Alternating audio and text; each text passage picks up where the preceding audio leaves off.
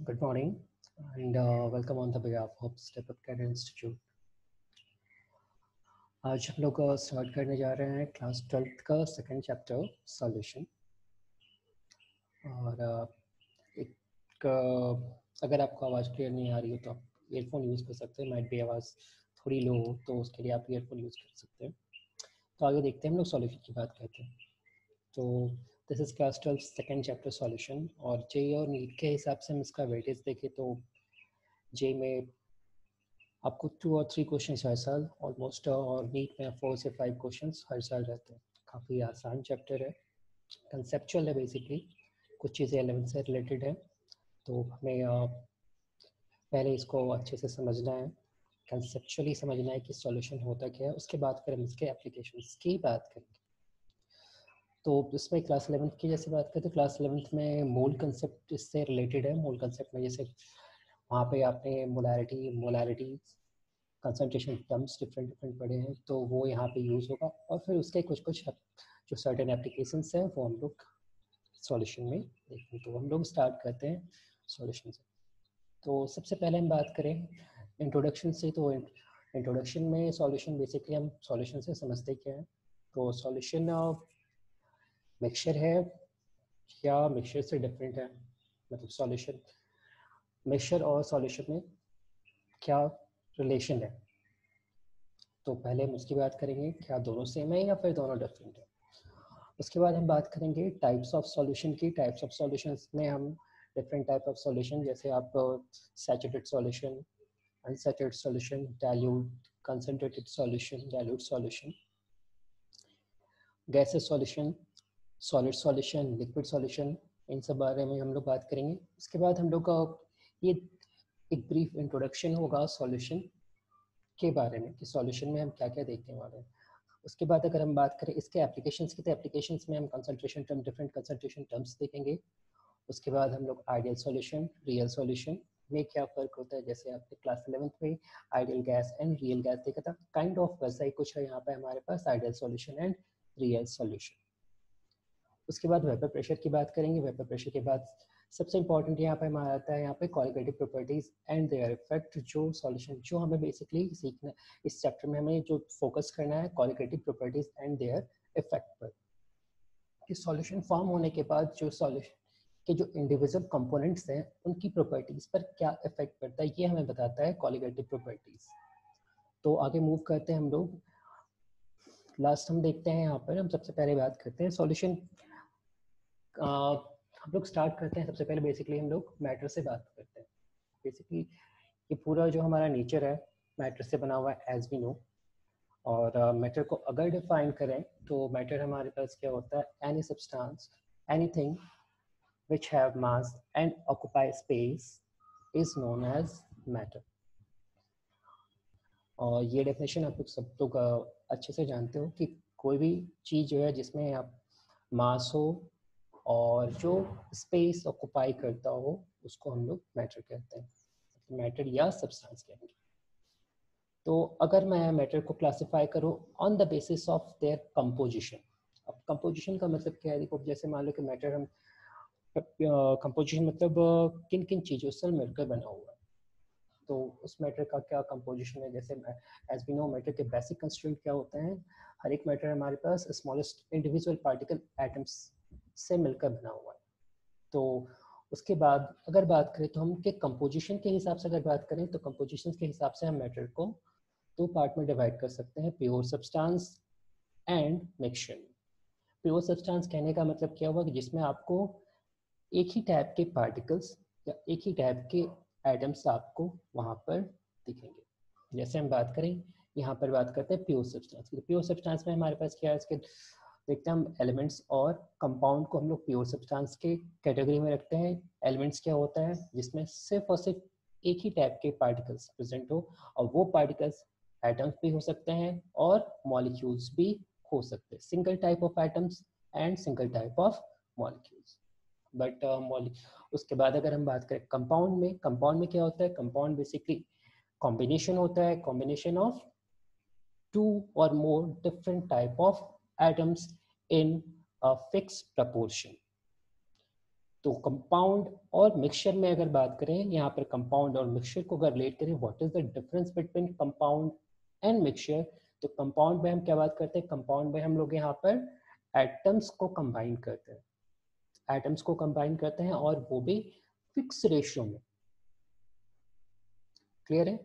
और मिक्सचर की बात करें, मिक्सचर में क्या होता है हमारे पास, मिक्सचर में हम लोग वहाँ पर सब्सटेंस को या मैटर को एक रैंडम प्रपोर्शन में मिक्स करते हैं।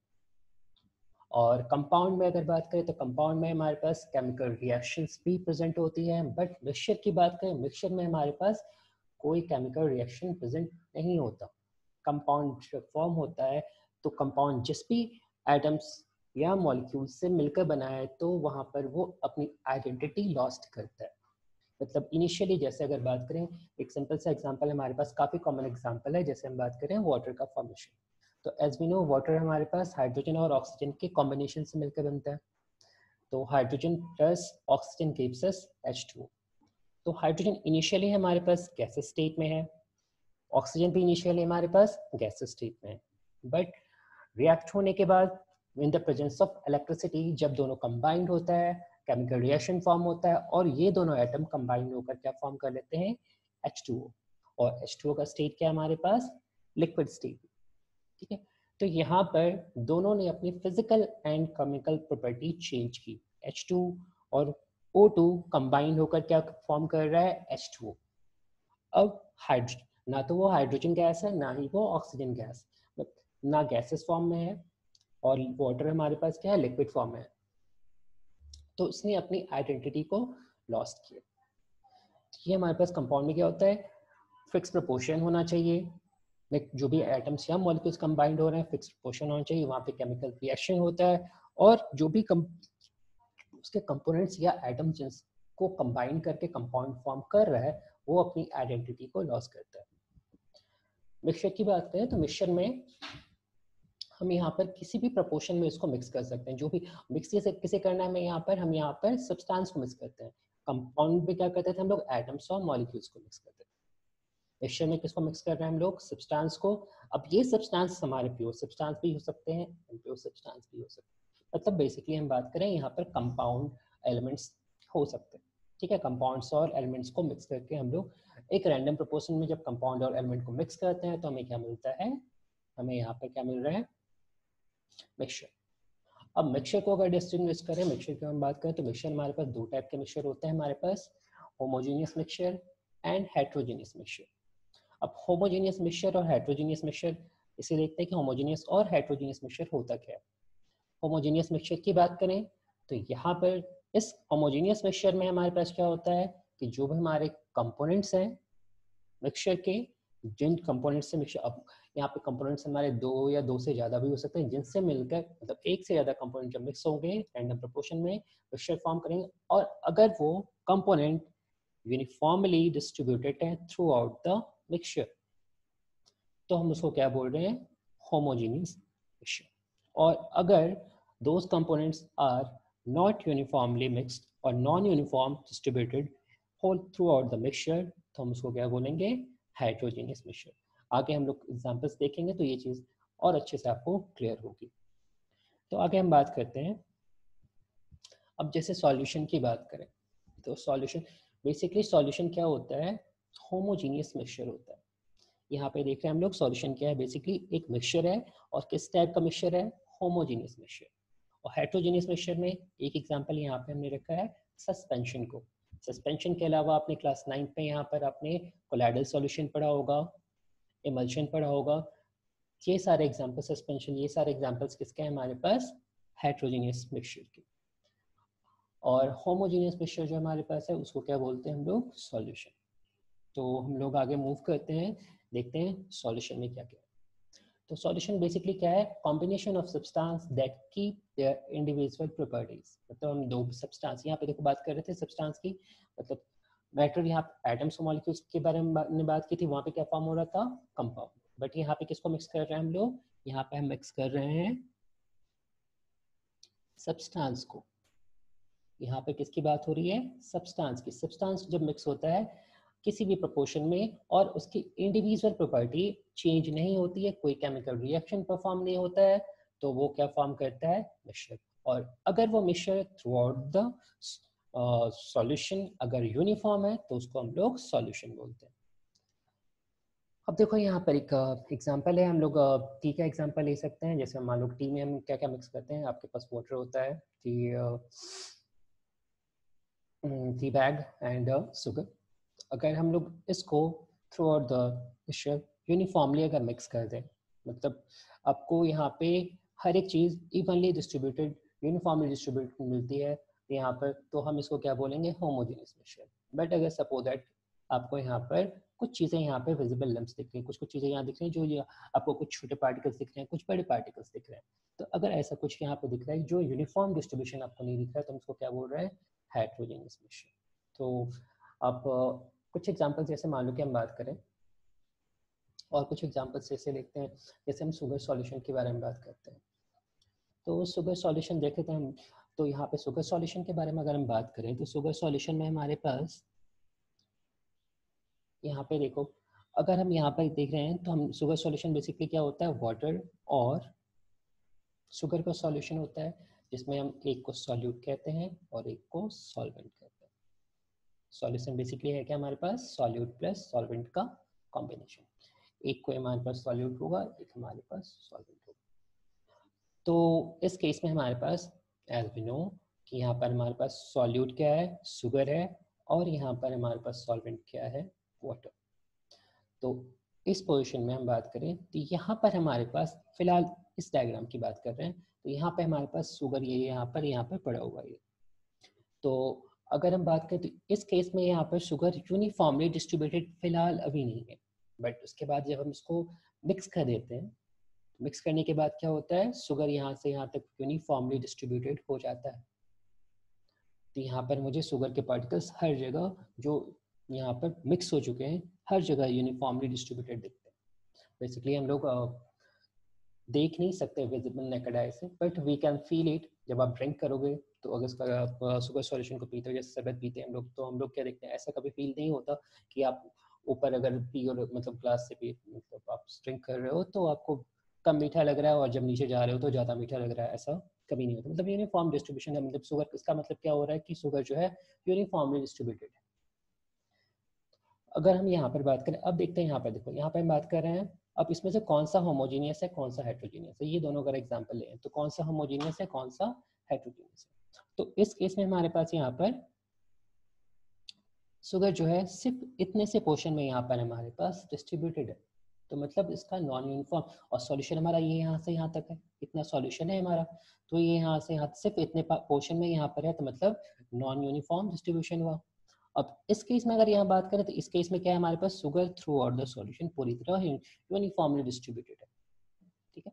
तो ये वाला मिक्सचर क्या हो गया हमारे पास, होमोजीनियस, ये वाला हेट्रोजीनियस, या हम लोग इसको नॉन होमोजीनियस भी कह सकते हैं, ठीक है।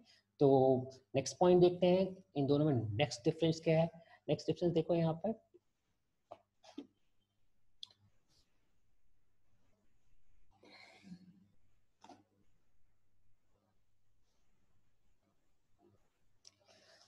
नेक्स्ट यहाँ पे हमारे पास क्या है कि होल मिक्सचर आपका जो है इन होमोजेनियस सॉल्यूशन क्या होता है, आपका होल मिक्सचर क्या होता है, सिंगल फेज में होता है। और हेट्रोजेनियस सॉल्यूशन में हमारे पास होल मिक्सचर जो है आपका मोर देन वन फेज होता है। तो यहाँ पर फेज हम लोग समझते हैं, देखो अगर यहाँ पर हम अगेन इस सॉल्यूशन की बात करें तो इस केस में हमारे पास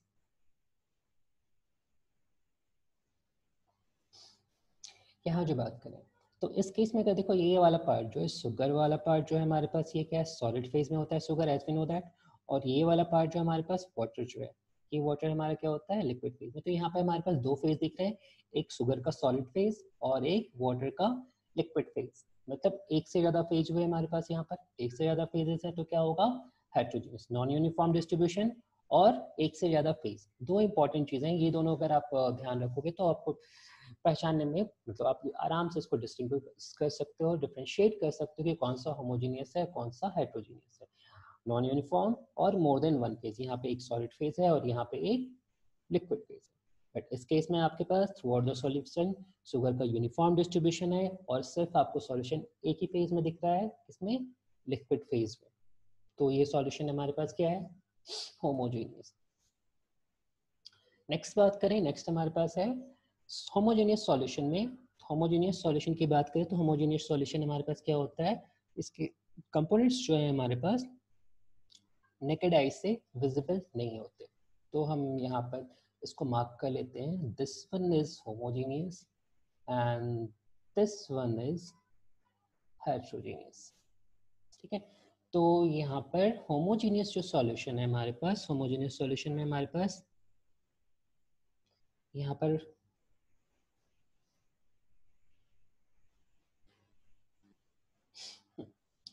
तो होमोजेनियस सॉल्यूशन की बात करें तो होमोजेनियस सॉल्यूशन में क्या होता है हमारे पास, इसके कंपोनेंट्स जो है नेकेड आई से विजिबल नहीं होते हैं, और हेटेरोजेनियस सॉल्यूशन में हमारे पास इसके कंपोनेंट नेकेड आई से विजिबल होते हैं। और होमोजेनियस सॉल्यूशन को हम लोग इजीली सेपरेट नहीं कर सकते, तो फिल्ट्रेशन के थ्रू हम लोग सेपरेट नहीं कर सकते, मतलब सेपरेट कर सकते हैं बट इजीली नहीं कर सकते। जैसे मान लो कि अगर हमारे पास, अगर मैं इसको जैसे इसी एग्जांपल में फिलहाल अगर आप बात करूं, तो अगर मैं फिल्टर या चाय छानने की चाय छानने के लिए जो हम लोग यूज़ करते हैं छन्नी जो यूज़ करते हैं, आप यहाँ से इसको चाहो तो यहाँ से शुगर और वाटर को ईजिली यहाँ पे अलग कर सकते हो। बट इस केस में क्या हम लोग वैसे अलग कर सकते हैं? नहीं, मतलब हम लोग उसको हीट करेंगे तो ऑब्वियसली इवेपोरेट हो जाता है वाटर, तो वो इसको हम लोग सेपरेट कर सकते हैं। तो वो हम लोग आगे सेपरेशन प्रोसेस देखेंगे, क्या कौन कौन से सेपरेशन प्रोसेस हम लोग यूज़ करते हैं। बट यहाँ पर हम बस क्या समझ रहे हैं कि हम लोग ईजिली इसको सेपरेट नहीं कर सकते। होमोजेनियस मिक्सचर को हम लोग ईजिली सेपरेट नहीं कर सकते, बट हेटेरोजेनियस मिक्सचर को हम लोग ईजिली सेपरेट कर सकते हैं। तो एग्जाम्पल्स की बात करें, जैसे हमारे पास यहाँ पे एक एग्जाम्पल हमने यहाँ पे salt plus water, sugar plus sugar solution, salt solution. Next बात करें एयर। एयर एक काफ़ी अच्छा एग्जाम्पल है होमोजेनियस मिक्सचर का। हम बात कर रहे हैं यहाँ पे प्योर एयर की। इम्प्योर एयर, अगर एटमॉस्फेयर एयर की अगर बात करें तो atmospheric air will be heterogeneous, because वहाँ पर पॉल्यूशन है, स्मोक्स, क्लाउड्स, बहुत सारी चीज़ें हैं जो ये नॉन यूनिफॉर्मली डिस्ट्रीब्यूटेड। बट अगर हम प्योर एयर की बात करें तो प्योर एयर में हमारे पास नाइट्रोजन, ऑक्सीजन, कार्बन डाइऑक्साइड और डिफरेंट गैसेस का एक फिक्स प्रपोर्शन मिक्स होता है और वो यूनिफॉर्मली डिस्ट्रीब्यूटेड रहता है। तो air is a example of homogeneous mixture. Next example हम देख सकते हैं इथेनॉल प्लस वाटर। एलओआई जो यहाँ पर एग्जांपल है हमारे पास सॉलिड सॉल्यूशन का एग्जांपल है। Fog, fog I think fog अगर हम बात करें तो फॉग में हमारे पास वाटर और एयर का मिक्सचर है। तो फॉग भी हमारे पास एक होमोजेनियस मिक्सचर है, बिकॉज अगर हम सर्दियों में देखते हैं तो फॉग क्या होता है, एक तरह से वो जो छोटे छोटे वाटर के ड्रॉपलेट्स होते हैं वो यूनिफॉर्मली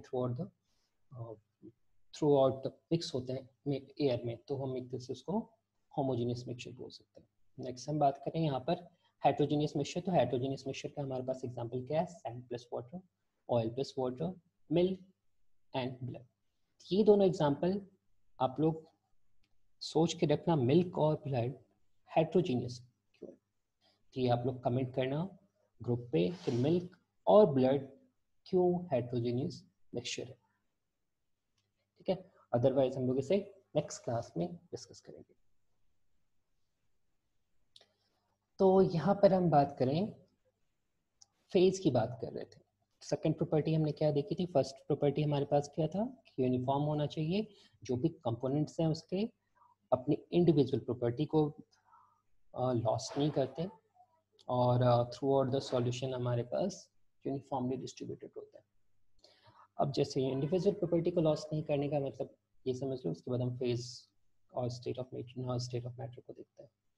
तो जैसे हमने शुगर सॉल्यूशन को प्रिपेयर किया, तो शुगर और वाटर डिसॉल्व होने के बाद भी एज वी नो शुगर के पार्टिकल्स क्या होते हैं, वाटर के मॉलिक्यूल्स के जो इंटरमॉलिक्यूलर स्पेस है वहाँ जाके वो हाइट हो जाते हैं। शुगर के पार्टिकल्स देखो, शुगर के क्यूब्स छोटे छोटे क्यूब्स हैं, जब वो टूटते हैं तो as we no C6H12O6 formula होता है शुगर का। तो वो जो मॉलिक्यूल है वाटर के मॉलिक्यूल्स के इंटरमॉलिक्यूलर स्पेस में जाकर छुप जाता है, बेसिकली वहाँ पर गायब छुप जाता है बेसिकली आप बोल सकते हो। तो वो हमें दिखता नेकेड आई से विजिबल नहीं होता, सिंस वो मिसेबल है, घुल जाता है तो हमें वहाँ पे दिखता नहीं।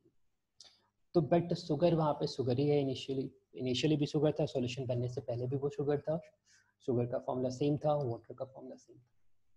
तो मतलब अपनी केमिकल प्रॉपर्टी को या इंडिविजुअल जो उसके प्रॉपर्टीज़ हैं वो उसको लॉस नहीं करता है। मिड कंपाउंड के केस पे क्या होता था, हाइड्रोजन और ऑक्सीजन मिले थे तो वहाँ क्या उसने H2O फॉर्म कर लिया था। यहाँ पर H2O है, सॉल्यूशन के केस में H2O ही रहा है, शुगर ही रहा है, बट उसने क्या किया है, एक अपना फिजिकल अपीयरेंस चेंज कर लिया।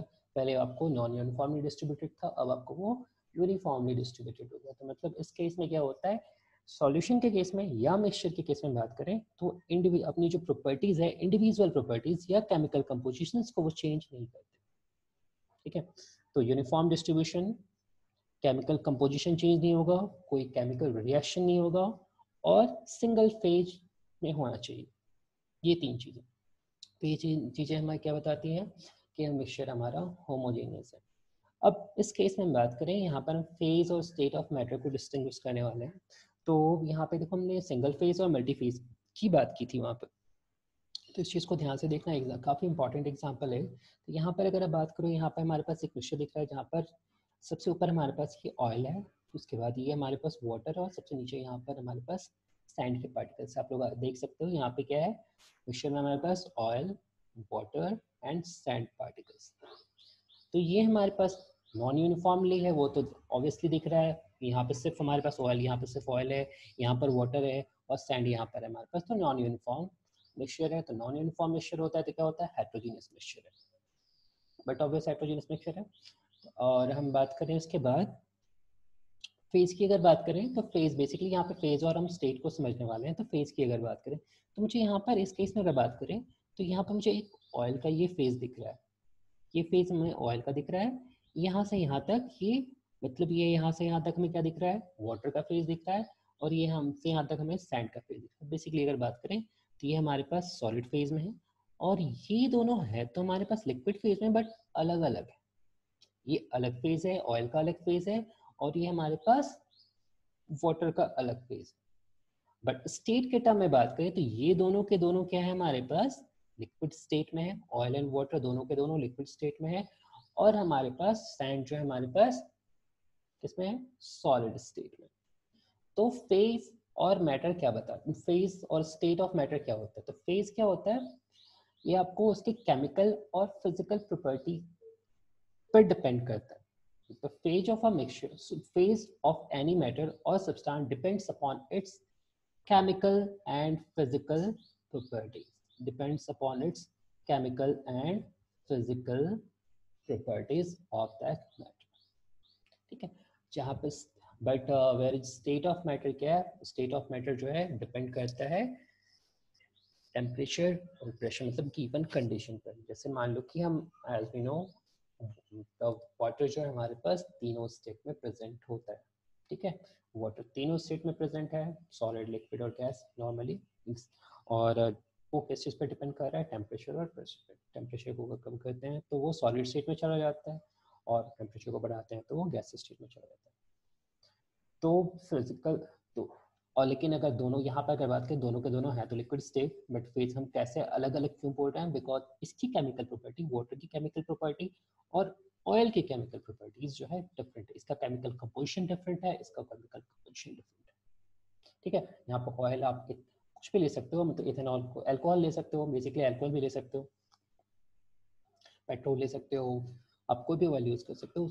और इसका कंपोजिशन, केमिकल कंपोजिशन और इसका केमिकल कंपोजिशन डिफरेंट डिफरेंट है, और इस वजह से ये दोनों अलग अलग दिख रहे हैं। तो ये दोनों स्टेट दोनों का सेम है, बट हमारे पास इसका जो है फेज अलग अलग है। तो दोनों का स्टेट सेम है हमारे पास, और फेज हमारे पास अलग है। ये अलग फेज है, ये अलग फेज है, और ये अलग फेज है। तो ये हमारे पास सॉलिड फेज में है, ये दोनों के दोनों लिक्विड हैं बट अलग अलग फेज में। तो आई थिंक फेज और स्टेट ऑफ मैटर आप लोगों को क्लियर है। फेज किस पर डिफाइन होता है, केमिकल प्रॉपर्टी पे, and physical property basically chemical property पे डिपेंडेंट होता है। और स्टेट की बात करें तो वो फिजिकल स्टेट को बताता है, सॉलिड लिक्विड स्टेट को बताता है, वो केमिकल कंपोजिशन पे डिपेंड नहीं करता।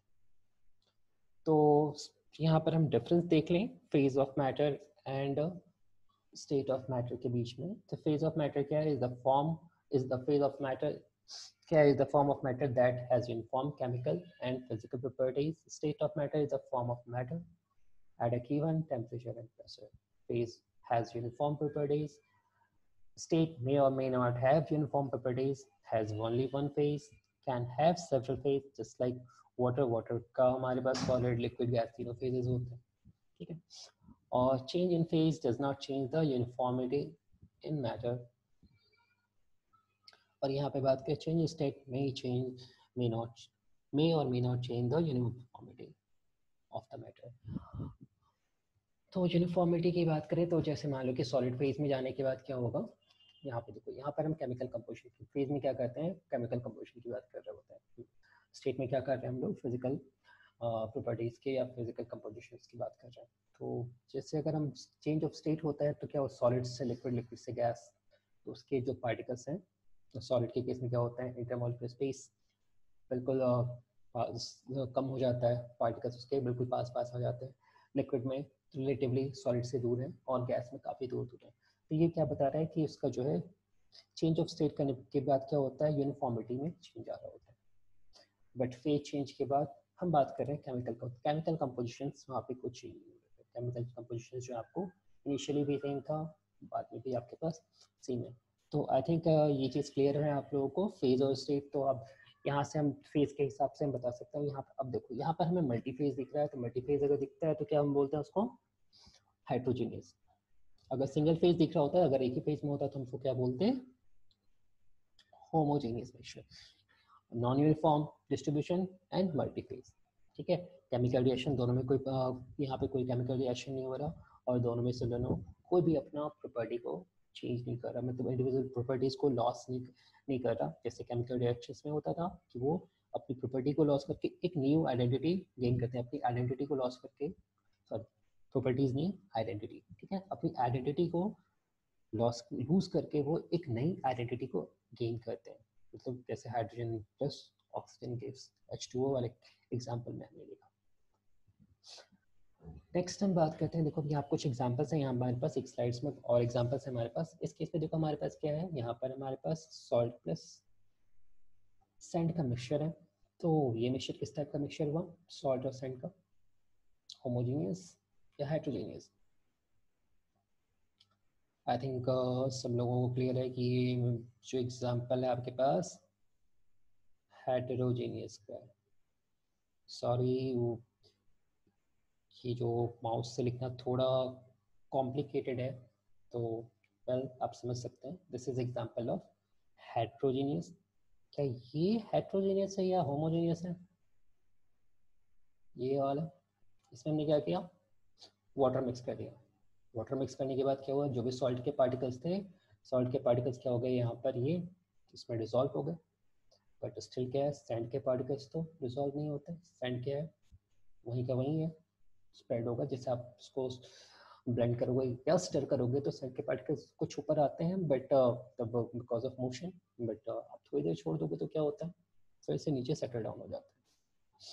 और जब स्प्रेड भी होता है तो वो हर जगह यूनिफॉर्मली डिस्ट्रीब्यूटेड नहीं होते, कहीं पे ज़्यादा कहीं पे कम. आपने देखा होगा जब आप अगर कभी ट्राई, मतलब ये सब एग्जाम्पल्स हम लोग बचपन में करते ही थे, तो आपने कभी एनालाइज किया होगा कि जैसे आप अगर मिक्स करोगे तो क्या होता है, सैंड के कुछ कुछ पार्टिकल्स ऊपर में आपको थोड़े से पार्टिकल दिख रहे होंगे, बीच में नीचे में आपको जैसे जैसे नीचे आते जाओगे तो आपको पार्टिकल्स वहाँ पर ज़्यादा मतलब नॉन यूनिफॉर्म दिख रहा है, ठीक है. तो ये एग्जाम्पल के दोनों एग्जाम्पल किसके हैं आपको, हेट्रोजीनियस के.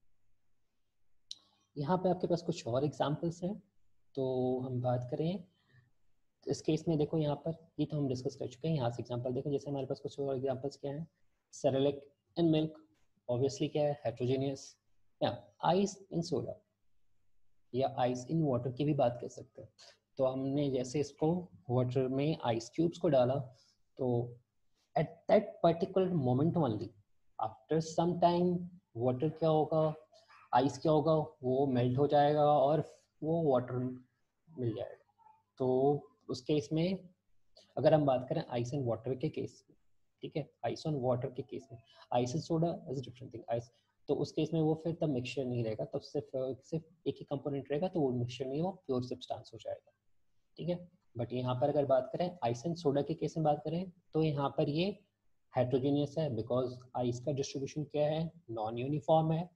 और फेज कितने हैं, दो फेज, दो समझ में आ रहा है, आइस सॉलिड फेज में और आपका सोडा जो है आपका किस में है, लिक्विड फेज में, ठीक है। नेक्स्ट एग्जांपल, तो अच्छा ये एग्जांपल किसका हो रहा है हमारे पास, ये दोनों एग्जांपल्स फिलहाल हम बात कर रहे हैं लिक्विड सॉल्यूशन की, ठीक है। अभी हम ये examples, ice in soda is also liquid solution, cerelac in milk is also liquid solution। अभी हम बात करेंगे solid solution, gases solution detail में डिस्कस करेंगे। हाँ अभी बस आप समझ लो, थोड़ी देर में नेक्स्ट स्लाइड में आने वाला है वो। तो सॉइल की बात करें, सॉइल की बात करते हैं। सॉइल में हमारे पास ये किसका एग्जांपल है, हमारे पास solid solution, but obvious solid दिख रहा है यहाँ पे हमारे पास।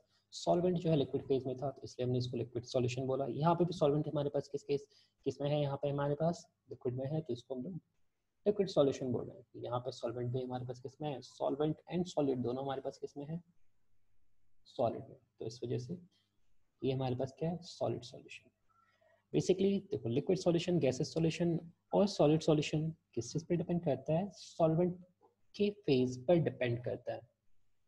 जो भी सॉल्वेंट है उसके फेज पे डिपेंड करता है। अगर हमारा सॉल्वेंट लिक्विड फेज में है तो सॉल्यूशन हमारा लिक्विड सॉल्यूशन कहलाएगा। सॉल्वेंट अगर हमारा गैसेस फेज में है तो सॉल्यूशन हमारा गैसेस सॉल्यूशन कहलाएगा, और सॉल्वेंट हमारा अगर सॉलिड फेज में है तो सॉल्यूशन हमारा सॉलिड सॉल्यूशन कहलाएगा। अगेन यहाँ पे हमने ब्लड की बात की थी। ब्लड हमारा होमोजेनियस मिक्सचर है, ये आप लोग बताएंगे डिस्कस कमेंट करके कि क्यों है। उसके बाद हम बात करें यहाँ पर होमोजेनियस मिक्सचर में। होमोजेनियस मिक्सचर में ओके हेट्रोजेनियस मिक्सचर की बात करें तो सारे के सारे यहाँ पे हमारे पास क्या है, सॉल्यूशन ही मिक्सचर है। बस सारे के सारे क्यों सॉल्यूशन नहीं है, बस ध्यान रखना है। मैंने सारे के टर्म्स में क्या बोला, सॉल्यूशन बोला था, बट है क्या, मिक्सचर है, ठीक है। ये ध्यान रखना है, बाकी चीज़ें करेक्ट है, कोई प्रॉब्लम नहीं है, ठीक है। तो यहाँ पर अगर देखते हैं, यहाँ पर बात करें, यहाँ पर क्या है, ये सारे के सारे सॉल्यूशन होमोजेनियस मिक्सचर है, तो क्या है, सॉल्यूशन। ये वाले सिर्फ हेट्रोजेनियस मिक्सचर है, बिकॉज मल्टीपल फेज में है, नॉन यूनिफॉर्म है, तो ये हमारे पास क्या है, मिक्सचर है। और ये वाला पार्ट हमारे पास यहाँ, ये वाला जो एग्जांपल है, ये सारे के सारे हमारे पास क्या है, होमोजेनियस मिक्सचर एंड सॉल्यूशन। ओट का अल्कोहल, कुछ वाटर कंटेंट होगा, अल्कोहल होगा, ठीक है। तो होमोजेनियस मिक्सचर है because through out the solution uniformly mix हो जाता है। उसके बाद हम बात करें ये एग्जांपल हमारे पास किसका है, स्टील। स्टील हमारे पास सॉलिड सॉल्यूशन है। As you know, I think आप लोगों ने मेटलर्जी का थोड़ा सा क्वेश्चन क्लास 9th में था, तो वहाँ आपने पढ़ा होगा इस स्टील किससे, आयरन और कार्बन से मिलकर बनता है। और ये यूनिफॉर्म मिक्सचर है, uniform through the mixture uniformly distributed होता है। सिंगल फेज दिख रहा है, एक ही फेज दिख रहा है, सॉलिड फेज, यूनिफॉर्मली डिस्ट्रीब्यूटेड, क्या होगा, होमोजेनियस। एयर हम डिस्कस कर चुके हैं, रेन बेसिकली क्या है, वाटर है, ठीक है। वाटर मतलब वाटर के साथ साथ जो समथिंग एसिडिक का या जो भी डस्ट पार्टिकल्स हैं, वाटर जो भी हैं, तो उसमें जो वाटर के कंपोनेंट्स हैं, डस्ट पार्टिकल्स अगर होंगे, अगर नॉन यूनिफॉर्मली डिस्ट्रीब्यूटेड होंगे तो वो फिर नॉन होमोजेनियस या हेट्रोजेनियस हो जाएगा।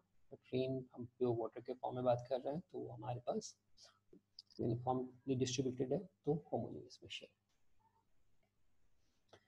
ये एग्जांपल हमारे पास, ये एग्जांपल मैंने लिया है सॉलिड सॉल्यूशन के लिए। सॉलिड जैसे हम मान लो कि कॉपर की बात, ब्रॉन्ज की बात करें, उसके बाद फिर ब्रास की बात करें, ये सारे के सारे क्या होते हैं, एलॉयज होते हैं, डिफरेंट डिफरेंट मेटल से मिलकर बने होते हैं, यूनिफॉर्मली डिस्ट्रीब्यूटेड होते हैं, सिंगल फेज है। तो ये किसका एग्जांपल हो गया, ये जो एग्जांपल हमारे पास सॉलिड सॉल्यूशन का हो गया, ठीक है। एसेस कर रहा हूँ सॉलिड सॉल्यूशन, ठीक है। ओके आगे बढ़ते हैं हम लोग। नेक्स्ट यहाँ पे देखो, यहाँ पे हमारे पास कुछ एग्जांपल्स और हैं।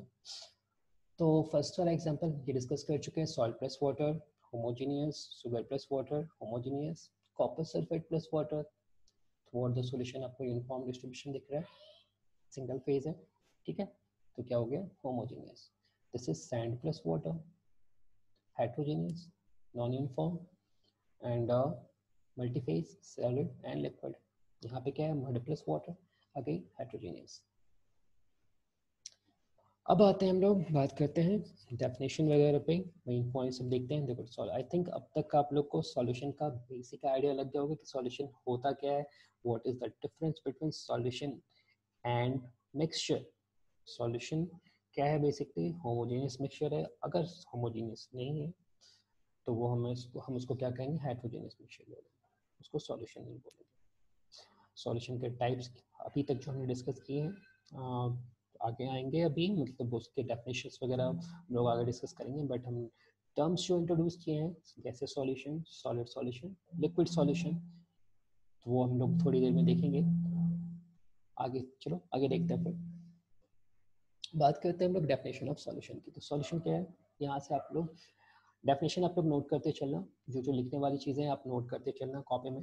ये स्लाइड्स वैसे मैं शेयर कर दूंगा, बट फिर भी आपके कॉपी में रहेगा तो आपको इजी रहेगा पढ़ने में, मेरे साथ इसको हो नहीं डिस्कस। तो डेफिनेशंस वगैरह विद एग्जांपल, डायग्राम्स, जितना आपको समझ में आए क्या डायग्राम आप बना सकते हो वो बना के आप देख सकते हो, ठीक है। तो बाकी देखते हैं हम लोग आगे। A solution is a homogeneous mixture of two और more chemically non-reacting substance whose composition can be varied within a limit। तो composition रैंडम हो सकता है, जैसे हमने बात की थी कंपोजिशन मिक्सचर में क्या होता है, बेसिकली तो मिक्सचर ही है, तो मिक्सचर में हम लोग कंपोजिशन को रैंडमली वेरी कर सकते हैं। कंपाउंड होता है तो कंपोजिशन वहाँ पे फिक्स होता है। अब यहाँ पे देखो ये पार्ट बहुत इंपॉर्टेंट है। अभी तक हमने बस देखा कि सॉल्यूट होता है, सॉल्वेंट होता है, बट अब हम बात करने वाले कि सॉल्यूट किसको कहते हैं, सॉल्वेंट किसको कहते हैं। काफ़ी इंटरेस्टिंग चीज़ है। आई थिंक अभी तक अगर कुछ लोगों ने पढ़ रखा है तो उन्हें पता होगा, बट जिन्होंने नहीं पढ़ा है तो अभी थोड़ा क्वेश्चन मार्क आएगा आपके दिमाग में। अभी देखते हैं, ठीक है। तो हम बात कर रहे हैं सॉल्यूशन की। Solution is combination of solute plus solvent.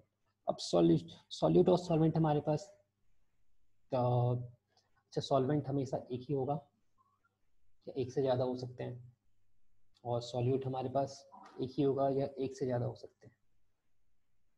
अभी चीज़ें क्लियर होंगी, ये चीज़ अगर आप दिमाग बैठना जो क्वेश्चन बोल रहा हूँ। सॉल्वेंट हमारे पास एक से ज़्यादा हो सकता है क्या सॉल्यूशन में, और सॉल्यूट हमारे पास एक से ज़्यादा हो सकता है सॉल्यूशन में। एक एग्जांपल तो आप सिंपली सोच सकते हो, जैसे शुगर, सॉल्ट और वाटर। तो हमने शुगर, सॉल्ट, वाटर तीनों मिक्स किया, तो शुगर और सॉल्ट वाटर में डिज़ोल्व हो गया, तो इसमें शुगर और सॉल्ट हमारे पास सॉल्यूट हो गया और वाटर हमारे पास सॉल्वेंट हो गया। और सपोज दैट मैं इसमें और एक कंपोनेंट मिक्स कर दूं, मान लो कि सेम मिक्सचर में मैंने इथेनॉल डाल दिया। एज यू नो इथेनॉल और वाटर इजीली डिजोल्व हो जाता है, मिक्स हो जाते हैं। तो अब हम क्या कहेंगे, यहाँ पर दो सॉल्यूट है दो सॉल्वेंट है, या फिर तीन सॉल्यूट है एक सॉल्वेंट है।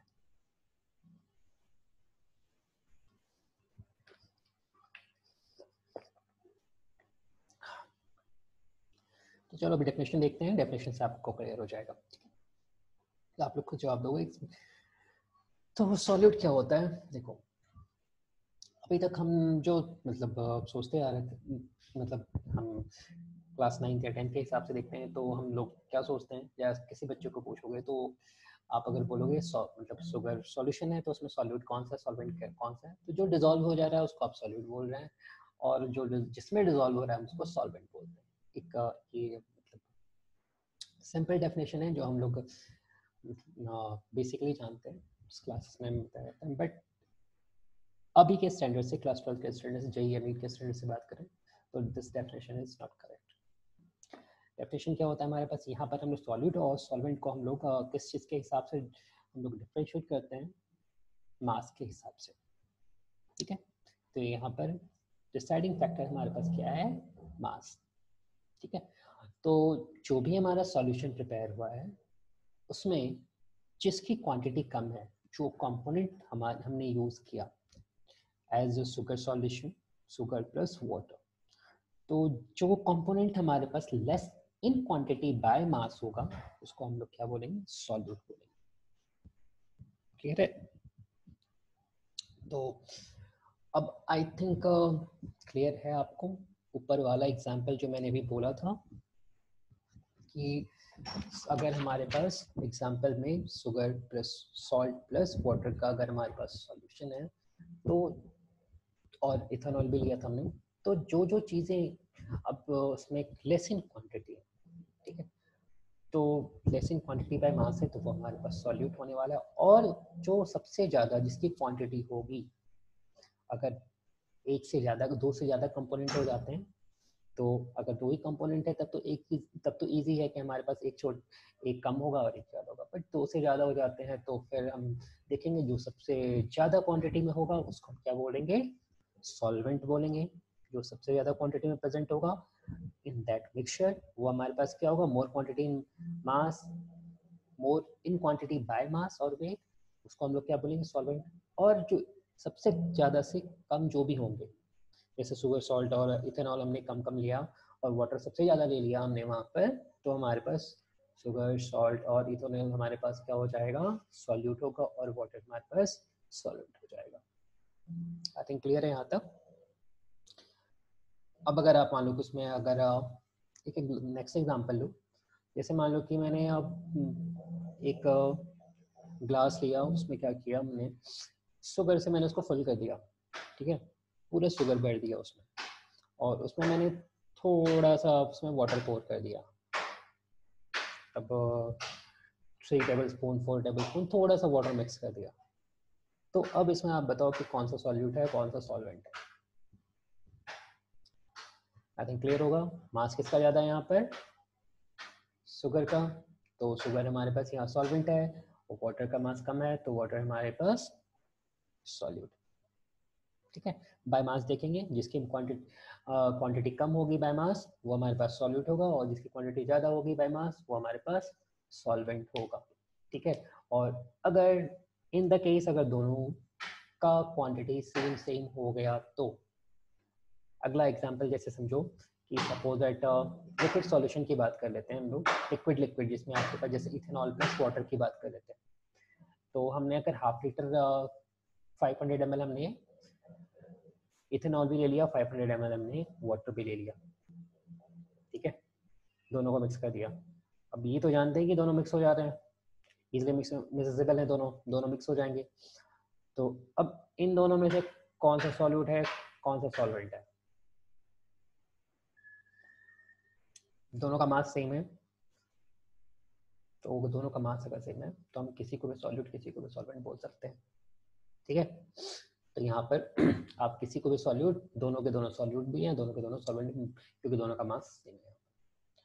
पर जरा सा भी डिफरेंस होगा तो फिर जिसका मास कम होगा वो हमारे पास सॉल्यूट होगा, जिसका मास ज़्यादा होगा वो हमारे पास सॉल्वेंट होगा। नेक्स्ट पॉइंट की बात करें, सॉल्वेंट, ये हमने पहले ही बोला था आपको। सॉल्वेंट क्या कहता है, solvent determines the physical state of solution in which it exist. तो सॉल्वेंट का जो फिजिकल स्टेट होगा वही आपका सॉल्यूशन का एग्जिस्ट, मतलब सॉल्यूशन का स्टेट बताता है। सॉल्वेंट अगर जैसे शुगर प्लस, जैसे शुगर वाला एग्जांपल लिया था जस्ट, शुगर मैंने बहुत ज़्यादा लिया था, पानी उसमें थोड़ा सा डाला था, तो उसमें सॉल्वेंट किस में हमारे पास, सॉलिड फेज में, सॉलिड फेज में शुगर सॉलिड फेज में, तो वो सॉल्यूशन क्या कहलाएगा, सॉलिड सॉल्यूशन कहलाएगा। तो सॉल्वेंट का जो फेज है या सॉल्वेंट का जो स्टेट है वो हमें बताता है सॉल्यूशन का स्टेट क्या होने वाला है, ठीक है। जैसे इथेनॉल और वाटर का एग्जांपल लिया, तो इथेनॉल और वाटर के एग्जांपल में हमारे पास क्या है, दोनों का सेम लिया था, तो बट ऑब्वियस में दिख रहा है दोनों लिक्विड में है तो वो लिक्विड में ही है।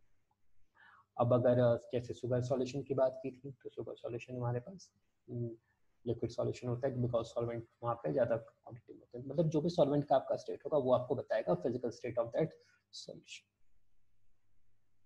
नेक्स्ट बात करते हैं बाइनरी सॉल्यूशन की। बाइनरी सॉल्यूशन मतलब जब हमारे पास सिर्फ दो कंपोनेंट हो, एक सॉल्यूट हो और एक सॉल्वेंट हो, ठीक है, तो ऐसे टाइप का सॉल्यूशन को हम लोग क्या बोलते हैं, बाइनरी सॉल्यूशन बोलेंगे। और उसके बाद हम बात करें टर्नरी सॉल्यूशन की। टर्नरी सॉल्यूशन की इसका मतलब हमारे पास 3 कंपोनेंट्स हो, 3 कंपोनेंट्स मतलब दो सॉल्वेंट, दो सॉल्यूट एक सॉल्वेंट, दो सॉल्वेंट कभी नहीं होंगे, ध्यान रखना, दो सॉल्वेंट कभी नहीं होंगे। सॉल्वेंट जो भी हमारे पास मिक्सचर होगा होमोजेनियस मिक्सचर होगा। अब आप बात करें सिर्फ और सिर्फ सॉल्यूशन की, हेटेरोजेनियस भूल जाओ, हेटेरोजेनियस के बारे में हम लोग कुछ डिस्कशन नहीं कर रहे, पूरा का पूरा जो है कंसेप्ट हमारे पास होमोजेनियस सॉल्यूशन का है, ठीक है। तो अगर हम बात करें, जैसे यहाँ पे हमने ethanol plus water plus acetic acid लिया है, तो जिसकी क्वांटिटी सबसे ज़्यादा होगी, ठीक है, वो हमारे पास इन तीनों में जो सबसे ज़्यादा क्वांटिटी में होगा वो हमारे पास क्या होगा, सॉल्वेंट होगा। और बाकी जो लेस इन क्वांटिटी होंगे वो हमारे पास क्या होगा, सॉल्यूट होगा। और जो भी इसका फिजिकल स्टेट है, तीनों के तीनों लिक्विड स्टेट में मिलते हैं तो वो हमारे पास लिक्विड सॉल्यूशन। तो टर्नरी सॉल्यूशन का मतलब 3 कंपोनेंट्स होने चाहिए। बाइनरी सॉल्यूशन का मतलब हमारे पास सिर्फ 2 कंपोनेंट होंगे, एक ही सॉल्यूट होगा और एक ही सॉल्वेंट होगा, ठीक है। टर्नरी सॉल्यूशन में हमारे पास यहाँ पे 3 कंपोनेंट, ये ध्यान रखना है हमारे पास। इधर गया भाई,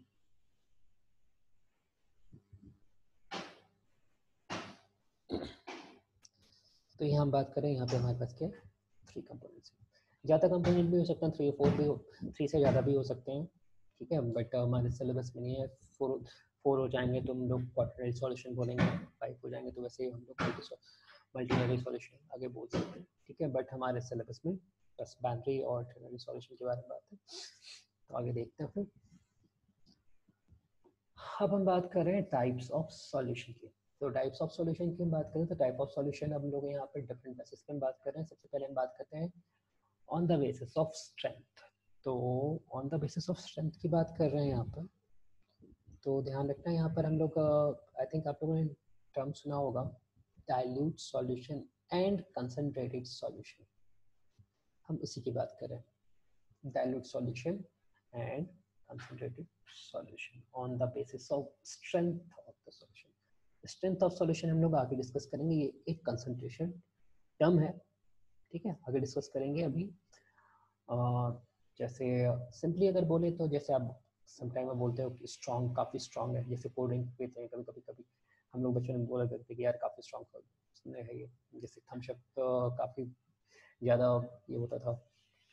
जैसे अगर आप बात करोगे, अगर हम सॉफ्ट ड्रिंक के बारे में बात करें, कोल्ड ड्रिंक्स के बारे में बात करें, तो कोल्ड ड्रिंक्स में भी होते हैं कुछ कुछ का फ्लेवर जो है काफ़ी स्ट्रॉन्ग होता है। तो वो चीज़ किस चीज़ को बताता है, स्ट्रेंथ ऑफ द सॉल्यूशन को बता रहा होता है। बेसिकली हम स्ट्रेंथ पे क्या बोलते हैं, मास ऑफ द सॉल्यूट पर डिपेंड करता है। जो भी सॉल्यूट हम उसको आप यूज़ करें, अगर बहुत ज़्यादा उसमें कम, मतलब वो सॉल्यूट का मास रिलेटिवली अगर ज़्यादा हो तो हम उसको कंसंट्रेटेड सॉल्यूशन बोलते हैं, और कम हो तो हम उसको डाइल्यूटेड सॉल्यूशन बोलते हैं। तो डाइल्यूट और कंसंट्रेटेड सॉल्यूशन की बात करें तो स्ट्रेंथ के हिसाब से solution with relatively small amount of solute in it, अगर हमारे पास सॉल्यूट का अमाउंट जो है अगर कम होगा रिलेटिवली, यहाँ पे ध्यान रखना है सबसे इंपॉर्टेंट चीज़ यहाँ पे क्या है, रिलेटिवली। ये चीज़ समझना जरूरी है कि हम रिलेटिव की बात करें, सिर्फ एक ही सॉल्यूशन को हम लोग यहाँ पे हम लोग डाइल्यूट या कंसंट्रेटेड नहीं बोल सकते। अगर हमारे पास एक ही एग्जाम्पल होगा तो उसके लिए हमारे पास एटलीस्ट 2 होने चाहिए, क्योंकि हम रिलेटिव की बात करें, दो चीज़ों को, दो सॉल्यूशन को मुझे कंपेयर करना है और सॉल्यूशन भी हमारे पास सेम है, ठीक है। जैसे मान लो कि 2 ग्लास लिया हमने, 2 ग्लास ऑफ वाटर है, उसमें हमने एक ग्लास में हमने क्या किया, 1 टेबल स्पून शुगर डाला, और सेकंड ग्लास में सपोज दैट आपने 5 टेबल स्पून शुगर डाला, उसको डिजोल्व कर दिया। डिजोल्व करने के बाद होमोजेनियस मिक्सचर फॉर्म हो गया, सॉल्यूशन फॉर्म हो गया आपके पास। तो जिसमें आपके पास 1 टेबल स्पून है उसमें स्ट्रेंथ क्या है, सॉल्यूट की कम है, तो उसको क्या बोलोगे, डाइल्यूट। और जिसमें ज़्यादा डाला हमने, 5 टेबल स्पून डाला है, तो क्या हो गया हमारे पास, कंसंट्रेटेड सॉल्यूशन। तो यहाँ पर डेफिनेशन देख लो, solute with relatively small amount of solute in solution with relatively small amount of solute in it is known as dilute solution. Example के लिए यहाँ पर देख सकते हैं, मान लो कि हमारे पास एक NaCl सॉल्यूशन है, 0.85 परसेंटेज स्ट्रेंथ है जिसकी, तो हम उसको डाइल्यूट बोल रहे हैं। सिमिलरली यहाँ पर हमारे पास दूसरा सॉल्यूशन क्या है, लार्ज अमाउंट हमने लिया, तो यहाँ पर हमारे पास 85% सॉल्यूशन है हमारे पास, 85% हमारे पास NaCl का कंसंट्रेशन स्ट्रेंथ है वहाँ पर हमारे पास, या कंसंट्रेशन है हमारे पास वहाँ पर, तो हम उसको क्या बोल रहे हैं, कंसंट्रेटेड सॉल्यूशन। मतलब यहाँ पे सॉल्ट काफ़ी कम है, यहाँ पे सॉल्ट काफ़ी ज़्यादा है, ठीक है। और इम्पॉर्टेंटली ध्यान रखना है क्या, at a given specified condition, ये वाला पॉइंट। बिकॉज अगर मैंने प्रेशर, तो अगर हम लोग लिक्विड सॉल्यूशन की बात कर रहे हैं तो लिक्विड सॉल्यूशन की बात कर रहे हैं, और सॉलिड सॉल्यूशन की बात कर रहे हैं, तो वहाँ पर प्रेशर दोनों इनकम्प्रेसिबल माना जाता है, ठीक है। तो वहाँ पर प्रेशर का इफेक्ट नहीं आएगा। बट अगर गैसेस सॉल्यूशन है हमारे पास, यहाँ पे हम गैसेस की भी बात कर सकते हैं, ठीक है, गैसेस मिक्सचर में भी हम बात कर सकते हैं, डाइल्यूटेड गैसेस सॉल्यूशन और कंसंट्रेटेड गैसेस सॉल्यूशन। जैसे अगर सिंपली अगर बात करूँ गैसेस मिक्सचर का, मैं एक एग्जांपल, जैसे मान लो कि आप रूम में आप अगर डीओ या परफ्यूम स्प्रे करते हो, ठीक है, तो आपने सिर्फ एक बार किया थोड़े से अमाउंट में, तो पूरे रूम में यूनिफॉर्मली डिस्ट्रीब्यूट हो जाएगा थोड़ी देर में। और फिर आपने 3 और 4 टैप्स किया तो पूरे रूम में काफ़ी ज़्यादा स्ट्रेंथ, मतलब काफ़ी ज़्यादा आपको परफ्यूम का ऑर्डर स्मेल आएगा। तो वहाँ पर ये क्या है, कंसनट्रेटेड है, ठीक है। तो बट अगर टेम्परेचर और प्रेशर सेम होना चाहिए, बिकॉज टेम्परेचर और प्रेशर अगर हम चेंज करते हैं तो फिर यहाँ पर कंसनट्रेशन चेंज हो सकता है दोनों का। तो ये चीज़ डिस्कस करेंगे हम लोग।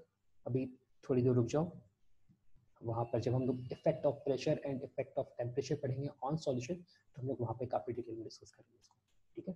कोई टेंशन नहीं है अभी, बस अभी समझो कि हाँ कि इसको हम लोग अभी बात कर रहे हैं हम लोग at a given condition only, ठीक है। सेम कंडीशन रखना है यहाँ पे, टेम्परेचर और प्रेशर को हमें चेंज नहीं करना है। ऐसा नहीं है कि एक में आपने वाटर ले, मतलब एक सॉल्यूशन में आपने क्या किया, एक सॉल्यूशन मतलब जैसे अभी बात कर रहे थे हम लोग सॉल्ट सॉल्यूशन और सुपर सॉल्यूशन की, तो एक में हम लोग नॉर्मल रूम टेम्परेचर में ले रहे हैं और दूसरे पे अगर मान लो कि आपने बॉइलिंग वाटर ले लिया, तो वहाँ पर डिफरेंस आ जाएगा। वहाँ पर हमारे पास डाइल्यूटेड कंसंट्रेशन, बिकॉज वहाँ पर हो सकता है कि आपको दोनों में अमाउंट जो है आपको अलग अलग, दोनों का जो स्ट्रेंथ आपको, स्ट्रेंथ दोनों के केस में आपको अलग अलग दिख रहा हो, बिकॉज जो कम रूम टेम्परेचर पे है उसका वॉल्यूम कम होने वाला है। टेम्परेचर अगर लिक्विड की बात करें, जैसे टेम्परेचर वॉल्यूम क्या होता है, टेम्परेचर के साथ इंक्रीज करता है, तो टेम्परेचर और वॉल्यूम पर स्ट्रेंथ डिपेंड करता है, स्ट्रेंथ और कंसंट्रेशन वॉल्यूम पर डिपेंड करता है, ठीक है। तो अगर मैं वो टेम्परेचर चेंज कर दूं, तो टेम्परेचर चेंज करूंगा तो वॉल्यूम चेंज हो जाएगा, वॉल्यूम चेंज हो जाएगा तो वहाँ पे स्ट्रेंथ या कंसंट्रेशन वहाँ पे चेंज हो जाएगा। तो ये चीज़ ध्यान रखना है कि ये कंडीशन जो हम किस पे बात कर रहे हैं, एट अ स्पेसिफाइड कंडीशन, मतलब सेम प्रेशर और सेम टेम्परेचर पे। तो आई थिंक यहाँ तक क्लियर है। डाइल्यूट सॉल्यूशन किसको बोल रहे हैं, जिसमें आपको स्मॉल अमाउंट ऑफ सॉल्यूट हो, और कंसंट्रेटेड सॉल्यूशन किसको बोल रहे हैं, जिसमें आपका लार्ज अमाउंट ऑफ सॉल्यूट हो। रिलेटिव दोनों क्या है, ये दोनों एग्जांपल क्या है, रिलेटिव एग्जांपल हैं। सिर्फ एक सॉल्यूशन को हम लोग डाइल्यूट या सिर्फ एक सॉल्यूशन को हम लोग कंसंट्रेटेड नहीं बोल सकते। हमारे पास एक कंपैरिजन करने के लिए एटलीस्ट हमारे पास दो सॉल्यूशन होने चाहिए, ठीक है। तो आगे देखते हैं हम लोग, यहाँ बात करते हैं इस केस में। देखो on the basis of strength, ये वाला example on the basis of strength की बात करें तो इस केस में देख लो यहाँ पे कलर लेस है, इस केस में हमारे पास कलर थोड़ा डार्क है इसमें। तो मतलब ऑब्वियसली जैसे मान लो कि हाँ, एक एग्जांपल जैसे यहाँ पे देखो, इसको आप कैसे समझ सकते हो, सबने घर में आप उजाला यूज़ किया होगा, सब जानते हैं, ठीक है। हम लोग उजाला यूज़ करते हैं, तो नील यूज़ करते हैं वाइट क्लोथ्स के लिए। तो अगर इनिशियली आपने सपोज दैट ग्लास या bucket of water same quantity ले ली, ठीक है, दोनों दो बकेट लो, सेम क्वांटिटी लो, तो अगर एक में आपने 1 ड्रॉप डाला, दूसरे बकेट में आपने 5 ड्रॉप्स डाले, तो 5 ड्रॉप्स या 10 ड्रॉप्स डाले, तो इसमें कम नीला होगा, इसमें ज़्यादा होगा। तो जिसमें कम है वो डाइल्यूटेड होगा, जिसमें ज़्यादा है वो कंसंट्रेटेड होगा, ठीक है। तो यहाँ से क्वेश्चन वैसे कुछ नहीं आते, बट कंसेप्चुअली समझना जरूरी है, ठीक है। पहले हम बात करें तो सॉल्यूशन किस टाइप्स ऑफ सॉल्यूशन की बात करें, तो आगे क्वेश्चंस आएंगे आपको कंसंट्रेटेड सॉल्यूशन पे आते हैं, डाइल्यूटेड सॉल्यूशन पे टर्म्स यूज होते हैं कि डाइल्यूटेड, हमने डाइल्यूटेड सॉल्यूशन लिया है, कंसंट्रेटेड सॉल्यूशन लिया है, तो टर्म्स यूज होते हैं। तो हमें वहाँ पर ये पता चलता है कि स्ट्रेंथ हमारे सॉल्यूशन की काफ़ी कम है, जो अमाउंट ऑफ द सॉल्यूट इसमें काफ़ी कम है, और जो कंसंट्रेटेड लिया मतलब अमाउंट ऑफ द सॉल्यूट काफ़ी ज़्यादा है। तो ये सब टर्म्स यूज होंगे जब हम लोग एप्लीकेशन की बात करें, क्वेश्चन में ये सब टर्म्स यूज होंगे, इसलिए ये सब समझना जरूरी है। हो सकता है आपको लग रहा हो कि ये सब चीज़ें आती हैं तो रिवाइज हो रहा है, अगर नहीं आती तो मतलब आई थिंक अगर आपको नहीं आती तब तो अच्छी बात है, हम लोग कर ही रहे हैं, ठीक है। जैसे यहाँ पर ये वाला पार्ट, आई थिंक ये दोनों टर्म तो आई थिंक आप लोगों ने सुना होगा, माइट भी बहुत लोगों को क्लियर होगा, बट हम बात करें ये वाले पार्ट की, स्टैंडर्ड सॉल्यूशन की। स्टैंडर्ड सॉल्यूशन क्या होता है,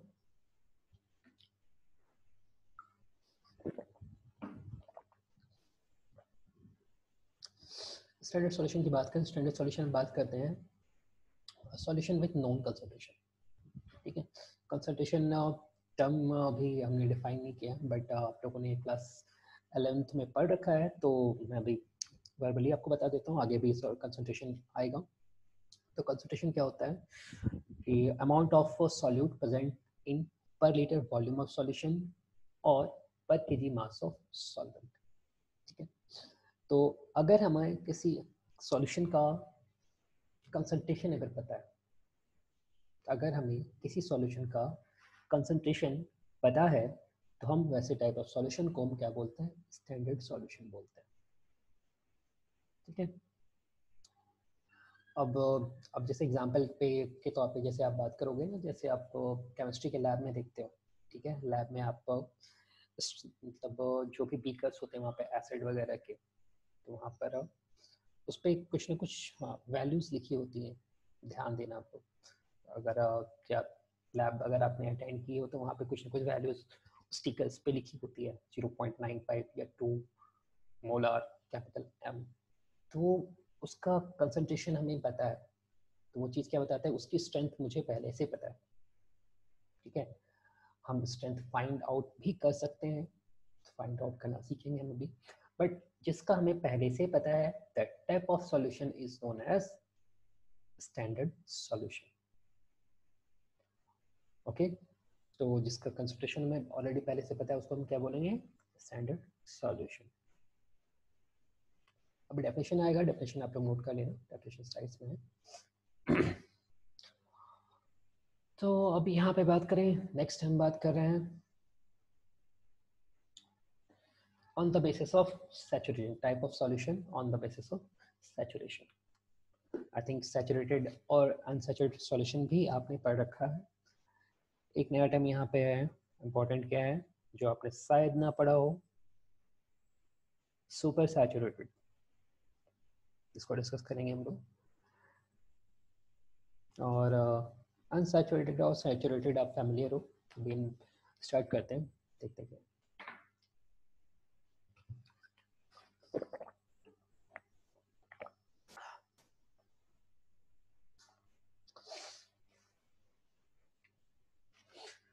अब देखो हमने क्या किया, यहाँ पर हम सपोज दैट शुगर सॉल्यूशन ही लेके बात कर रहे हैं, सबसे कॉमन एग्जांपल हम शुगर सॉल्यूशन ही लेते हैं, वहीं से देखते हैं। इनिशियली ये एग्जांपल अपने घर पे दिखा है कि कभी कभी क्या होता है कि हम लोग जब शुगर सॉल्यूशन प्रिपेयर कर रहे होते हैं, या शरबत आप बोलो प्रिपेयर कर रहे हो, नींबू पानी शिकंजी प्रिपेयर कर रहे होते हैं, तो अगर आप ज़्यादा शक्कर डाल दो, ज़्यादा शुगर डाल दो, तो क्या होता है, डिजोल्व करने के बाद आफ्टर सम टाइम क्या होता है, वो डिजोल्व होना बंद हो जाता है। अगर ज़्यादा अमाउंट डाल दिया है आपने तो आपको वो शुगर, अनडिजोल्व शुगर आपको नीचे दिखता है। तो बेसिकली क्या है, उसका कहने का मतलब क्या है कि जब तक डिजोल्व हो पा रहा था, ठीक है, जब तक डिजोल्व हो पा रहा था, तो वो सॉल्यूशन क्या था, अनसैचुरेटेड था। ठीक है, यहाँ पे भी इम्पॉर्टेंटली ध्यान देना है, हम लोग एक स्पेसिफाइड कंडीशन पे बोल रहे हैं, एक ही प्रेशर, एक ही टेम्परेचर। स्पेशली हम लोग टेम्परेचर की बात करें, लिक्विड सॉल्यूशन का अगर एग्जांपल ले रहे हैं तो हम लोग टेम्परेचर के टर्म में बात करें।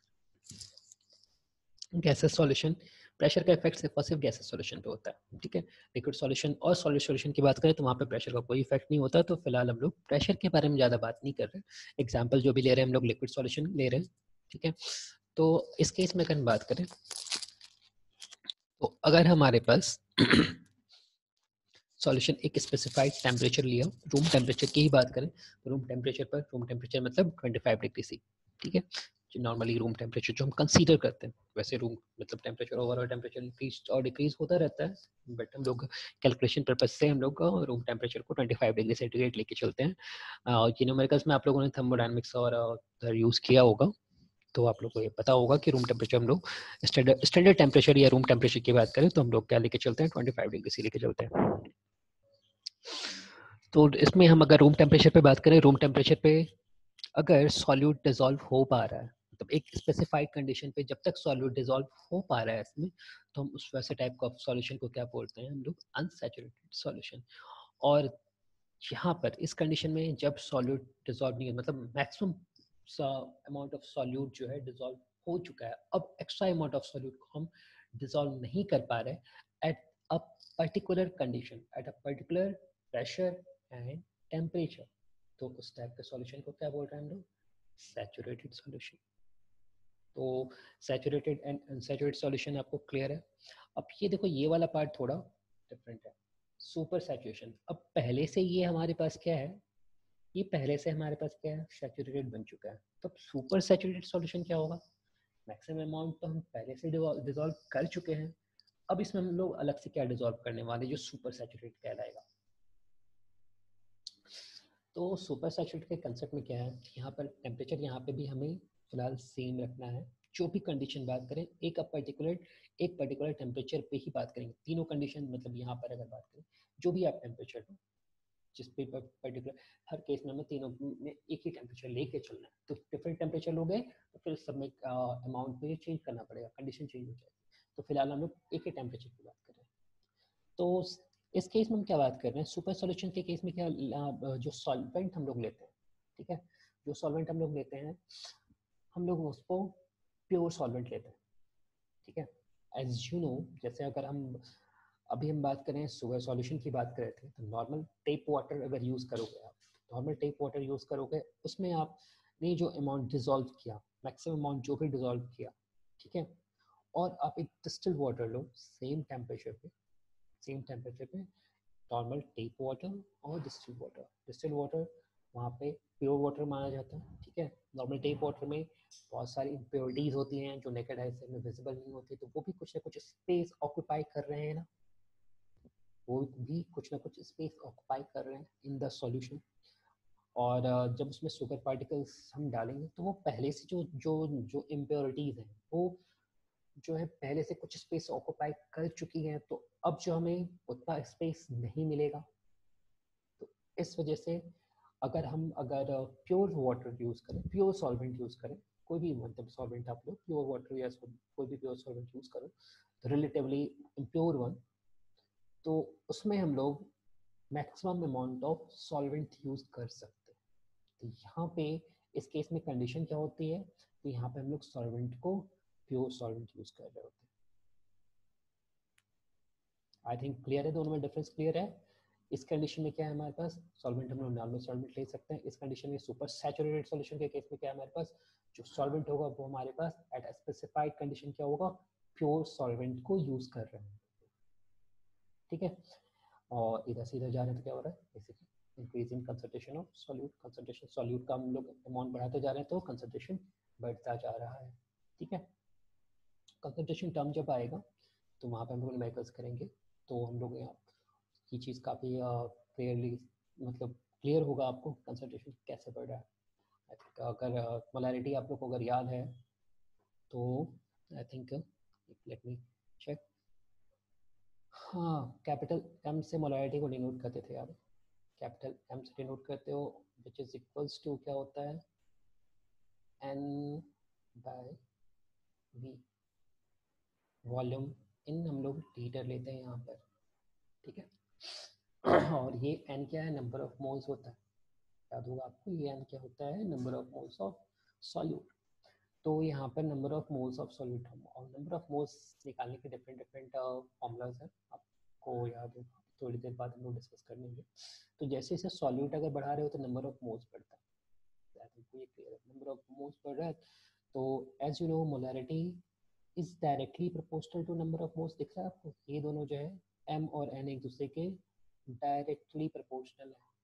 तो नंबर ऑफ मोल्स अगर बढ़ा रहे हैं, number of amount of solute अगर बढ़ा रहे हैं, तो मोलैरिटी बढ़ रही है, मोलैरिटी बढ़ रही है तो ऑब्वियसली कंसंट्रेशन बढ़ रहा है, इंक्रीज इन अनसैचुरेटेड सॉल्यूशन का कंसंट्रेशन जो है कम है, सैचुरेशन का कंसंट्रेशन रिलेटिवली ज़्यादा है, और सबसे ज़्यादा कंसंट्रेशन होता है। तो इस इधर हम क्या देख रहे हैं, हम लोग लेफ्ट से राइट जा रहे हैं, तो क्या हो रहा है, increase in concentration of solute, और इंक्रीज इन कंसंट्रेशन, सॉल्यूट नहीं, यहाँ पे सॉल्यूशन होना चाहिए था, बट प्रिंटिंग मिस्टेक है, ये ध्यान रखना, increase in concentration of solution होगा यहाँ पर, ठीक है। ये यहाँ पर आपको सॉल्यूशन लिख लेना, इसको नोट करोगे तो यहाँ पर increase in concentration of solution कर लेना।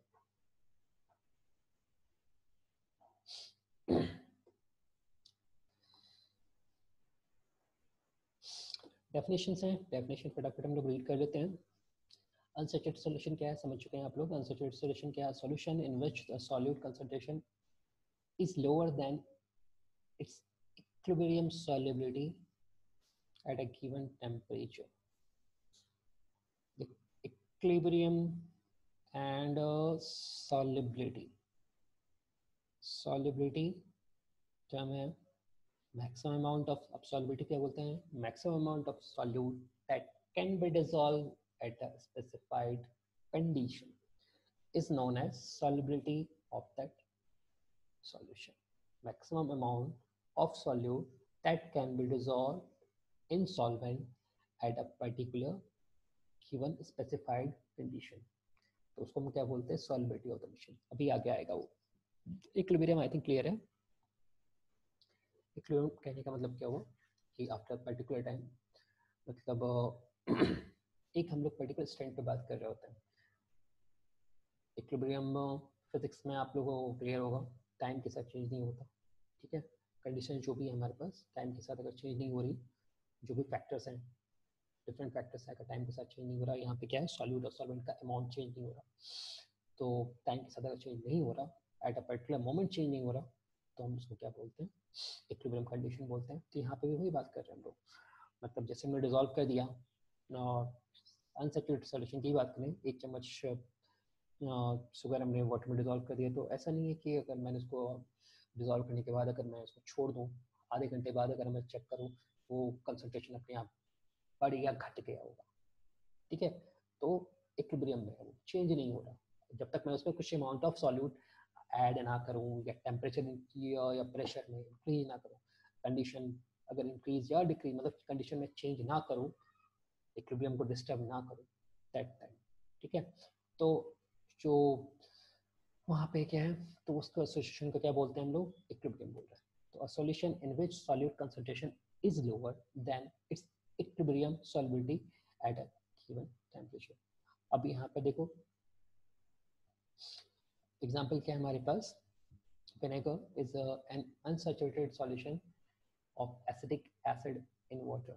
vinegar जो एग्जाम्पल, vinegar आप लोग जानते ही होंगे, वो क्या होता है, एसिडिक एसिड प्लस वाटर का होमोजेनियस मिक्सचर होता है, सॉल्यूशन होता है. और किस टाइप का सॉल्यूशन है हमारे पास, वो अनसैचुरेटेड सॉल्यूशन. नेक्स्ट देखो डेफिनेशन क्या है हमारे पास, सैचुरेटेड सॉल्यूशन की बात करें, solution that contains maximum amount of solute that can be dissolved in a given amount of solvent at a particular temperature. यहाँ पे हमें ध्यान क्या देना है, हमारे लिए इम्पोर्टेंट क्या है, यहाँ पर इम्पोर्टेंट हमारे पास यहाँ पर है this contains maximum amount of solute.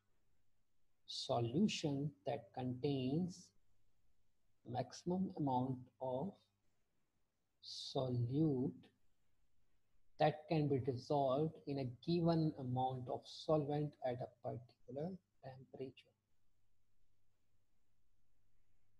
At a particular temperature.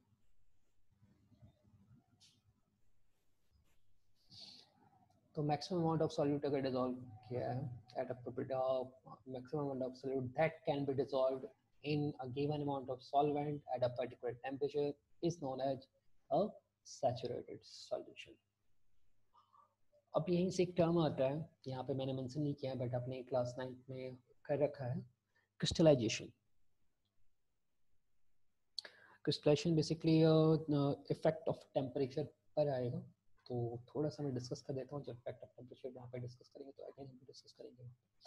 Crystallisation एक कंडीशन क्या है, वो भी एक सॉल्यूशन का ही कंडीशन है जब सॉल्यूशन सैचुरेट हो जाता है.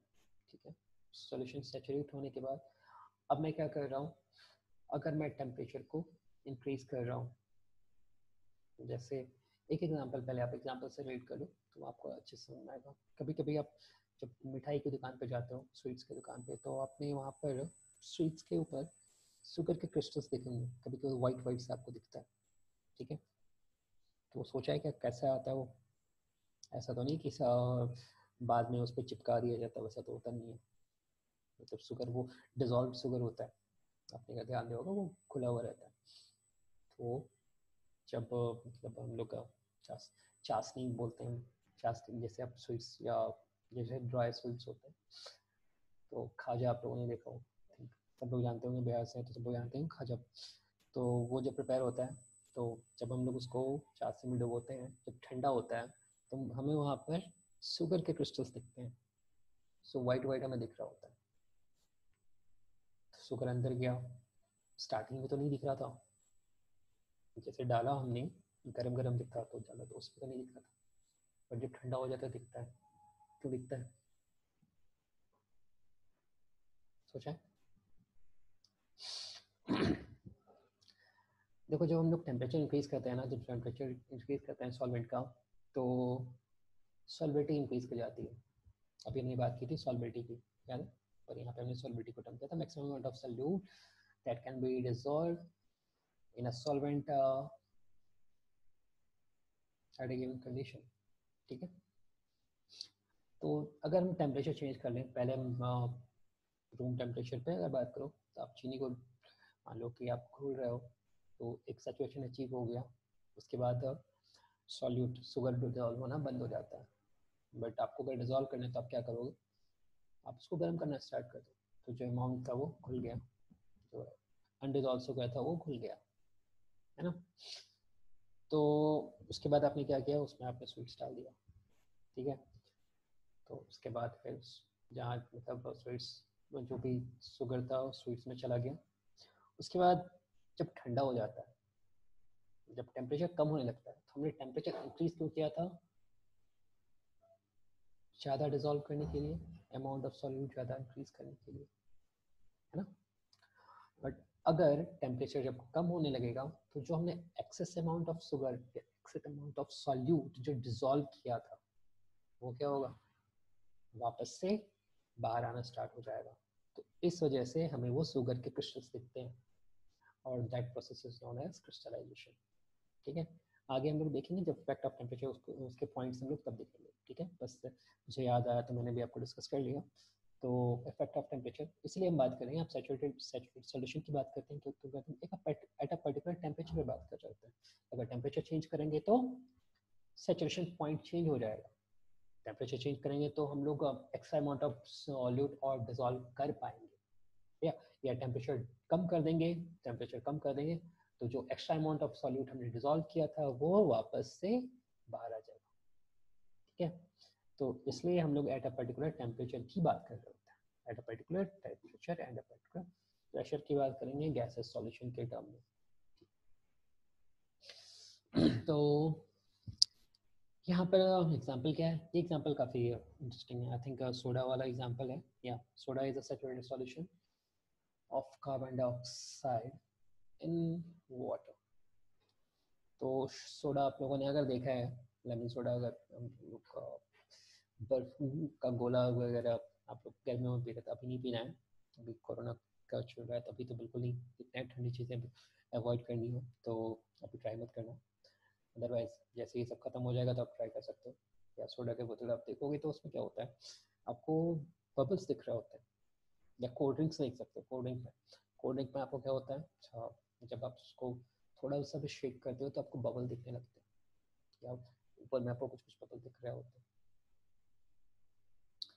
तो बेसिकली क्या होता है वहाँ पर, मतलब वो सॉल्यूशन जो है सैचुरेटेड होता है, सैचुरेटेड सॉल्यूशन है, इस वजह से आपको एक्स्ट्रा अमाउंट ऑफ, वहाँ पे हमने extra amount of carbon dioxide वहाँ पे हमने इसमें डिजॉल्व कर रखा है, कार्बन डाइऑक्साइड जो है वहाँ पर इसमें डिजॉल्व है। तो इस वजह से हमें वहाँ कुछ कुछ बबल्स पर्टिकुलरली दिखते हैं जब हम वो ऊपर देखते हैं, आपने ऑब्जर्व किया होगा। तो that is an example of, ये प्रेशर वाला एग्जांपल है, प्रेशर का इफेक्ट वाला एग्जांपल है। ठीक है, वहाँ पे अच्छे से समझ में आएगा जब उस इफेक्ट को हम लोग डिस्कस करेंगे। तो फिलहाल ध्यान रखना है, soda is an example of saturated solution of carbon dioxide in water. चलो बात कर रहे हैं तो बता ही देता हूँ, थोड़ा सा डिस्कस कर लेते हैं। तो प्रेशर में बेसिकली क्या होता है, pressure as we know that क्या होता है, force applied per unit area, है ना। तो force applied per unit area initially आप जब देखोगे, जैसे आपके पास बोतल में अगर रखा हुआ है तो भी कोल्ड ड्रिंक है, अगर रेफ्रिजरेटर में रखा हुआ जस्ट आप निकाल के रख के देखो बिल्कुल चिल्ड, तो उस समय आपको कुछ बबल्स वगैरह नहीं दिखते। ठीक है, बट जैसे आप उसको थोड़ा शेक करते हो तो आपको बबल्स दिखने स्टार्ट हो जाते हैं। तो आप क्या कर रहे हो, शेक कर रहे हो तो फोर्स अप्लाई कर रहे हो। ठीक है, फोर्स अप्लाई कर रहे हो, force applied per unit area, है ना। तो फोर्स अप्लाई कर रहे हो तो फोर्स से क्या हो रहा है, प्रेशर बढ़ रहा है, प्रेशर बढ़ रहा है तो जो भी गैसेस पार्टिकल थे वो क्या हो रहा है, बाहर आना स्टार्ट हो जाता है। ठीक है, प्रेशर, इस वजह से क्या होता है, अगर कभी कभी क्या होता है, जैसे आप अगर कैप खोलोगे तो जितना जो भी आपका जो हमने कॉम्प्रेस करके रखा था वो क्या होता है, एक्सेस प्रेशर की वजह से वो बाहर निकल जाता है। ठीक है। तो हम लोग हाई प्रेशर पे डिज़ोल्व करते हैं कार्बन डाइऑक्साइड को, काफ़ी हाई प्रेशर पे डिज़ोल्व करते हैं और वो प्रेशर मेंटेन रहता है बॉटल में। बट और ज़्यादा अगर प्रेशर हम बढ़ाएंगे तो वो प्रेशर क्या होता है, रिलीज हो जाता है, अपने आप बाहर निकलना स्टार्ट हो जाता है। जब हम शेक करते हैं तो हम लोग फोर्स के थ्रू प्रेशर बढ़ा रहे होते हैं, इस वजह से आपको बबल्स, पहले बबल्स दिखते हैं, और ज़्यादा अगर शेक करोगे तो आप जानते ही क्या होता है। हाँ, तो नेक्स्ट एग्जांपल हम बात कर रहे थे, सुपर सैचुरेटेड हम लोग डिस्कस कर चुके हैं। Solution that contains more dissolved material that can be dissolved by solvent under given condition. It contains more undissolved solute than saturated solution. It contains more undissolved solute than saturated solution because of its tendency to crystallize and precipitate. Crystallize तो हमने बात कर ली है, crystallization वाला अभी जो बात किया सेम चीज़ है, ठीक है। precipitate आई थिंक आप लोग को पता होगा। precipitate हम लोग क्या बोलते हैं, जो चीज़ें बच जाती हैं, जो नीचे आके जमा हो जाती है, सस्पेंशन वाला केस, ठीक है।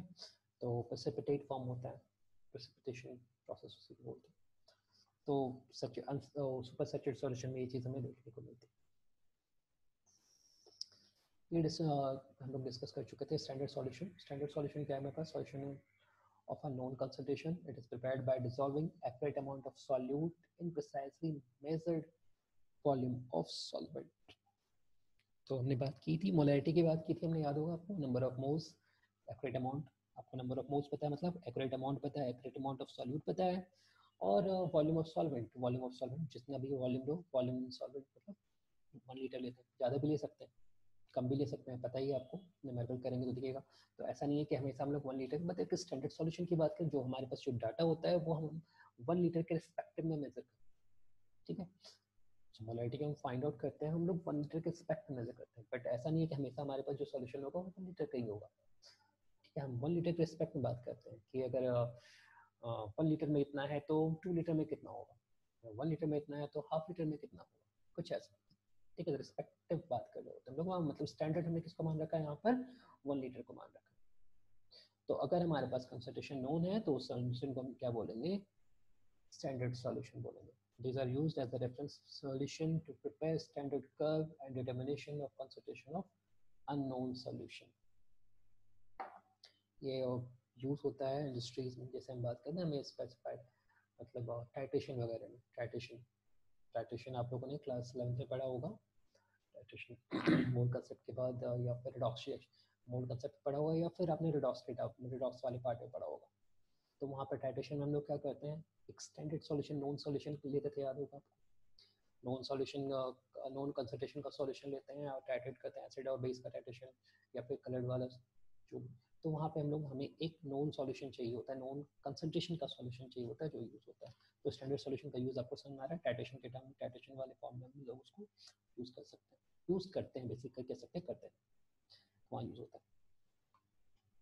It is a solution of accurately known concentration prepared from a primary standard that is weighed accurately and made up to a fixed volume. चलिए पढ़ लेना, ऐसा कुछ नहीं है, बातें डिस्कस कर चुका हूँ, आप लोग लिख लेना, पॉइंट्स लिख लेना। कंपाउंड जो है हाईली स्टेबल होना चाहिए, प्योर होना चाहिए, जो भी कंपाउंड जो हम लोग सॉल्यूट यूज कर रहे हैं, स्टेबल होना चाहिए, प्योर होना चाहिए, सॉल्युबल इन वाटर होना चाहिए, मोलर मास मोल होना चाहिए आपको, ठीक है।